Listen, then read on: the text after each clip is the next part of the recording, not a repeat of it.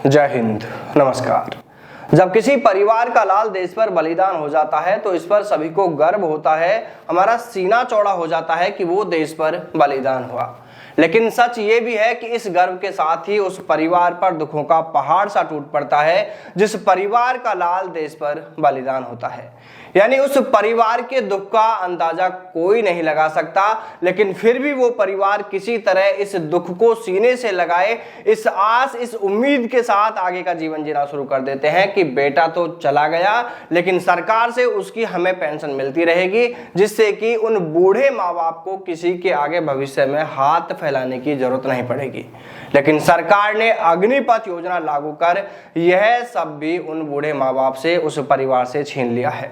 यानी अग्निवीरों के बलिदान पर उनके परिजनों को किसी तरह की कोई पेंशन नहीं मिलेगी, जबकि एक परमानेंट सैनिक के बलिदान होने पर उनके परिवारजनों को जीवन भर पेंशन मिलती है और वो अन्य तमाम लाभ दिए जाते हैं जो एक सैनिक के वीरगति को प्राप्त होने पर मिलते हैं।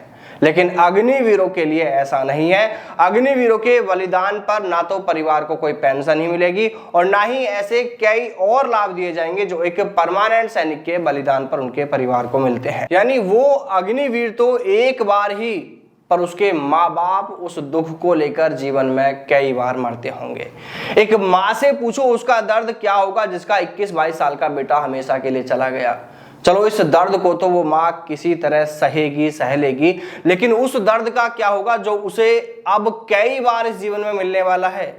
देखिए, कई परिवार ऐसे भी होते हैं जिनका इकलौता बेटा भी सेना में अग्निवीर बनकर देश सेवा कर रहा है।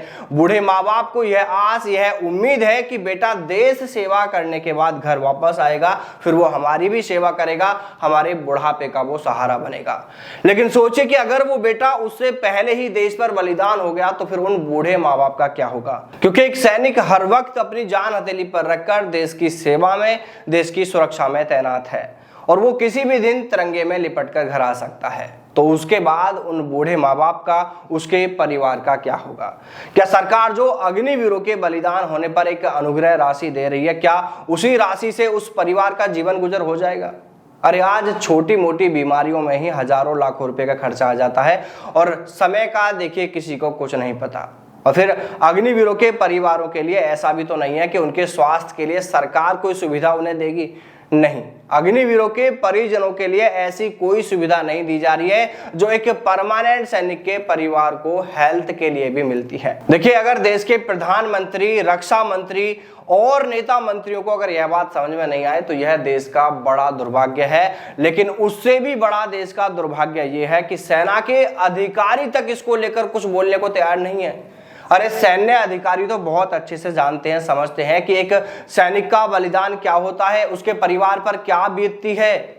सेना में जाने वाले वो नौजवान किसी वीआईपी परिवार से नहीं आते हैं, वो किसी किसान का बेटा है, मजदूर का बेटा है, किसी रिक्शा चालक का बेटा है, किसी ऑटो चालक का बेटा है, वो उस माँ का बेटा है जिसने लोगों के घरों में झाड़ू पोछा करके उसे पाला पोसा बड़ा किया, पढ़ाया लिखाया, खुद लाख दुख सहन करके उसने बेटे को उस लायक बनाया कि वो सेना में जाकर देश सेवा कर सके। और आज वो बेटा सेना में जाकर देश सेवा करते हुए हमेशा के लिए चला जाता है, देश पर बलिदान हो गया और सरकार ने भी उस बलिदानी के माँ बाप को, उनके परिवार को उसके हालात पर छोड़ दिया। देखिए, मैं कहता हूं कि आज इससे बड़े दुर्भाग्य की बात, इससे बड़े शर्म की बात कोई नहीं हो सकती कि सरकार ने सैनिकों की शहादत तक में भेदभाव कर दिया। अरे सरकार को पेंशन बचानी है, बजट बचाना है तो सबसे पहले सांसद विधायकों की पेंशन बंद करो, फिर देश भर में हर डिपार्टमेंट में सभी अधिकारियों कर्मचारियों की पेंशन को बंद कर दो अगर इतना ही बजट बचाना है। नहीं तो फिर आप ये भेदभाव जो आप कर रहे हो इसको पूरी तरह खत्म किया जाना चाहिए। अग्निवीरों की शहादत पर भी उनके परिवार को पेंशन और अन्य वो तमाम लाभ दिए जाएं जो एक परमानेंट सैनिक के वीरगति को प्राप्त होने पर उनके परिवार को दिए जा रहे हैं। देखिए, बड़ी अजीब सी बात है कि एक तरफ हम कह रहे हैं कि आज हमारा देश एक शिक्षित समाज और जागरूक समाज का निर्माण कर रहा है, लेकिन अफसोस की बात यह है कि उन शिक्षित और जागरूक लोगों को भी ये भेदभाव नहीं दिख रहा है। कोई इस पर बोलने को तैयार नहीं है, कोई इसको लेकर आवाज नहीं उठा रहा है। लेकिन आपको बता दें कि हम इस व्यवस्था को लेकर तब तक बोलते रहेंगे, तब तक सवाल उठाते रहेंगे जब तक कि इस व्यवस्था को खत्म नहीं किया जाता है। बाकी देखिए, अगर आप लोगों का सपोर्ट हमें मिला तो देखना एक दिन इस व्यवस्था को खत्म किया जाएगा। सरकार को युवाओं के हित में, देश हित में, सेना के हित में वो बड़ा फैसला लेना ही पड़ेगा जिसके लिए युवा लंबे समय से मांग कर रहे हैं। बाकी आप सभी कमेंट करके जरूर बताएं कि जो भेदभाव सेना में किया जा रहा है उसको लेकर आप क्या सोचते हैं, आपकी राय कमेंट करके बताएं। जय हिंद, जय भारत, वंदे मातरम।